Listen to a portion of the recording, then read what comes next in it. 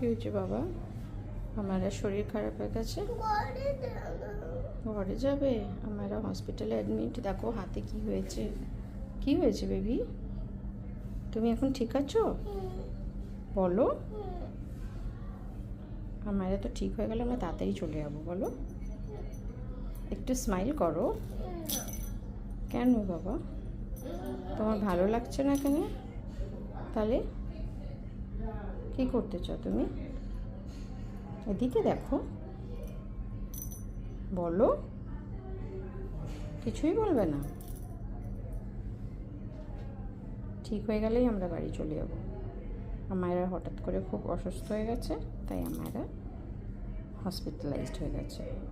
আমরা তাড়াতাড়ি, doctor aunty বলেছে আমায়রাকে তাড়াতাড়ি ছেড়ে দেবে, আমায়রা বাড়ি চলে যাবে। একটু স্মাইল করো তাহলে। ইয়েস।